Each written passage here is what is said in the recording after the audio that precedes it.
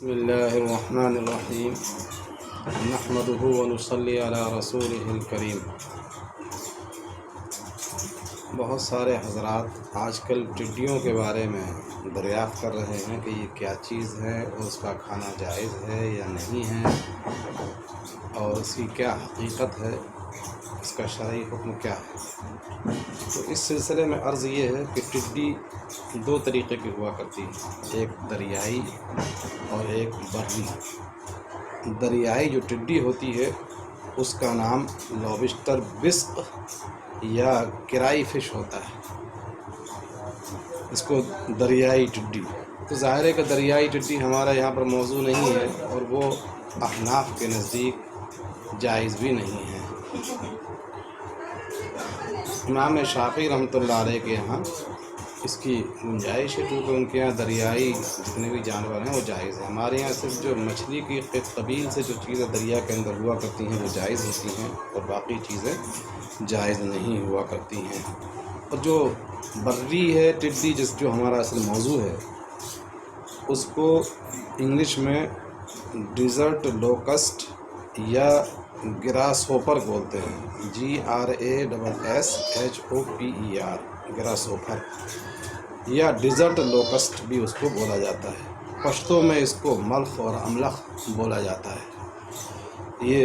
ٹڈی، یہ جب بچے ہوتے ہیں چھوٹے، جو انڈے سے نکل رہے ہوتے ہیں، اس موقع پر اس کا نام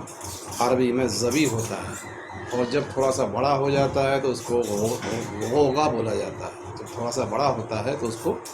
غوغا بولا جاتا ہے، غین واو غین الف۔ اور جب بالکل وہ تندرست توانا ہو جاتا ہے تو پھر ایسے موقع پر اس کو ٹڈی یعنی الجراد، عربی میں الجراد، ایک ٹڈی ہوتی ہے تو تائے وحدت اس میں لگا دی جاتی ہے، اس کو جرادتن بولا جاتا ہے۔ احادیث کے اندر اس کے کھانے کے سلسلے میں واضح ہدایتیں موجود ہیں کہ احلت لنا میتتان و دمان، فاما المیتتان الحوت والجراد واما الدمان فالکبد والطحال۔ بیہقی اور ابن ماجہ کے اندر ہے یہ کہ ہمارے لیے دو مردار چیزیں یعنی بے جان چیزیں جو ہے نا وہ جائز قرار دی گئی ہیں، اور ایسے ہی دو خون وہ جائز قرار دیے گئے ہیں۔ عام طور سے جو مردار چیز ہوتی ہے وہ ناجائز ہوتی ہے، اسی طریقے سے جو خون ہوتا ہے وہ ناجائز ہوتا ہے۔ اس لیے آپ نے فرمایا کہ ہمارے لیے دو مخصوص قسم کے جو بے جان چیزیں ہیں ان کو جائز قرار دیا گیا ہے، اور جو مخصوص قسم کے دو خون ان کو جائز قرار دیا گیا ہے۔ تو جو مردار دو چیزیں جو ہیں وہ مخصوص، وہ کیا ہیں؟ وہ مچھلی ہے اور ٹڈی ہے۔ یعنی مچھلی کو بھی ذبح کرنے کی ضرورت نہیں ہوتی ہے، مچھلی اگر مر جائے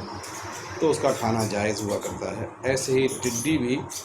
اگر وہ مر جاتی ہے، اپنے آپ مردار ہو جاتی ہے، تو اس کا کھانا جائز ہوتا ہے، دیگر اور جانوروں کا کھانا جائز نہیں ہوتا ہے۔ اسی طریقے سے دو خون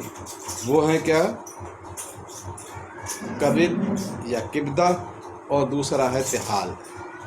یعنی تلی اور کلیجی، جس کو ہم اردو میں بولا کرتے ہیں، ان کو جائز قرار دیا گیا ہے۔ اور جو دوسرا خون ہے وہ ناجائز ہیں، وہ دم مسفوح ہوتا ہے، اس کا کھانا حرام ہوتا ہے، گو کہ بعض لوگ اس کا بھی استعمال کرتے ہیں۔ یہ استعمال کرنا شرعاً درست نہیں ہے۔ ہاں البتہ اگر اس کو کسی چیز کی غذا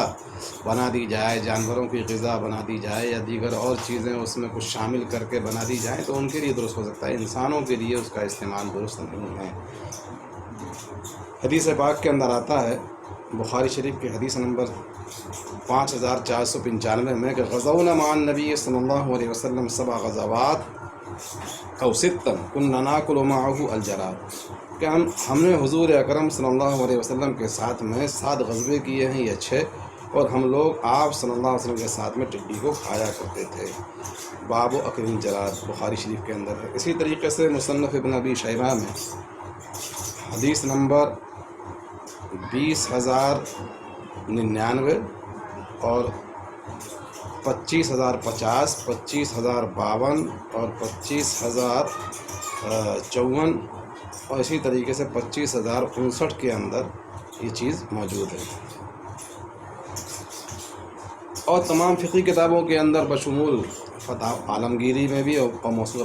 فقیہ کے اندر بھی یہ بات لکھی ہوئی ہے کہ اس کا کھانا جو ہے نا وہ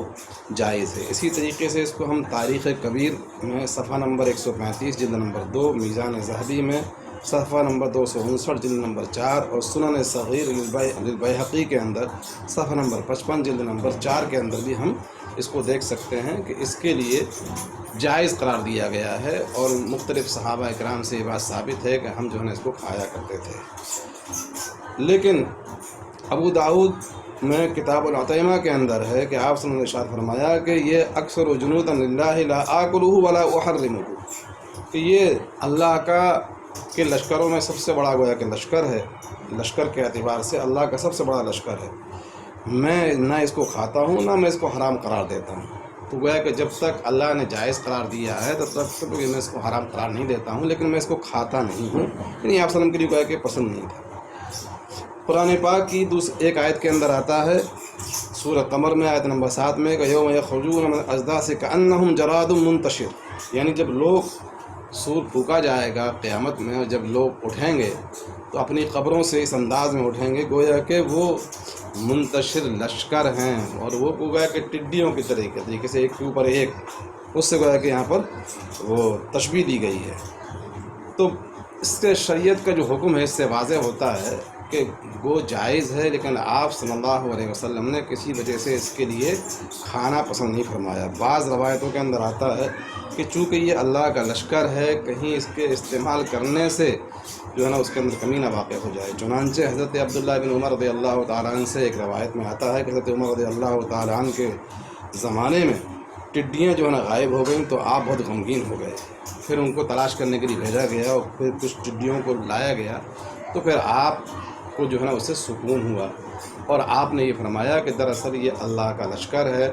اور سب سے پہلے جب قیامت آئے گی تو یہ ٹڈیاں ہی سب سے پہلے ختم کی جائیں گی۔ اس وجہ سے تو ان چیزوں کو ملانے سے ایک طرف اس کا استعمال کرنا، اس کو جب حلال قرار دیا گیا تو استعمال کرنا گویا کہ جائز ہے، تو دونوں کا شکل اس کی یہی ہے کہ اس کا استعمال جب ہمیں ضرورت ہو، ہمارے نفس کے لیے، ہماری جان کے لیے، ہمارے کھانے کے لیے، تو پھر اس کی گویا کہ گنجائش ہوگی، اور بلا وجہ جو ہے نا اس کا مارنا، اس کا ضیاع کرنا گویا کہ درست نہیں ہوگا۔ یہ شریعت کے ایک دوسرے ضابطے کے تحت میں بھی کہ یہ حفظ مال میں سے بھی آ سکتا ہے اور حفظ نفس میں سے بھی آ سکتا ہے، کہ اگر کوئی چیز ہمارے لیے نقصان دہ ہے نا، ہمارے مال کے لیے یا ہماری جان کے لیے، تو پھر ایسے موقع پر اس کو ہم مار سکتے ہیں۔ تو انہی میں سے گویا کہ یہ بھی ہے کہ اس مکھی کا مارنا بھی گویا کہ جائز ہوگا، جیسا کہ کیٹ ناشک جو دوائیں ہوتی ہیں ان کے ذریعے سے ہم اس کا چھڑکاؤ کریں اور اپنی کھیتی کا بچاؤ کریں، تو یہ حفظ مال میں گویا کہ آ جائے گا۔ عام طور سے جو ہے یہ انسانوں کو نقصان گویا کہ نہیں پہنچایا کرتے ہیں، ہاں، لیکن ان کا جو البتہ ان کا جو لعاب ہوتا ہے وہ بڑا زہریلا ہوتا ہے، اور جہاں کہیں جس کھیت پر یہ جاتی ہیں اس کو بالکل چٹ کر جاتی ہیں، اور اس کو اگر کھائیں بھی نہیں، اس کا لعاب بھی اگر لگ جاتا ہے تو بالکل برباد ہو جاتا ہے۔ یہاں تک کہ اگر یہ درختوں پر کسی جگہ بیٹھ جاتی ہیں، اس پہ لعاب ان کا لگتا ہے، تو جتنی بھی جو ہری چیزیں ہوتی ہیں وہ سب کی سب جو ہے نا برباد ہو جایا کرتی ہیں، اس لیے کہ ان کے لعاب کے اندر جو ہے نا ایک قسم کا زہر ہوا کرتا ہے۔ تو اب یہ ہے کہ جس کی طبیعت ہو تو اس کو گویا کہ وہ کھا سکتا ہے، اور جس کی طبیعت نہ ہو، ناگوارہ کرے، تو اس کو کوئی کھانا کوئی فرض و واجب نہیں ہے۔ اب اس کے جو کھانے کے طریقے ہو سکتے ہیں وہ یہ ہے کہ اس کے پروں کو اور اس کی ٹانگوں وغیرہ کو الگ کر دیا جائے، اور اس کا جو اصل گوشت ہے اس کا گویا کہ استعمال کیا جاتا ہے۔ اس کے مختلف طریقے ہیں کہ یا تو اس کو پہلے ابال لیا جائے اور ابال کر پھر تل لیا جائے، اور پھر دیگر اور مسالے کے ساتھ میں اس کا استعمال گویا کہ کیا جا سکتا ہے، یا لوگ جھینگوں کے طریقے پر اس کو سکھا بھی لیتے ہیں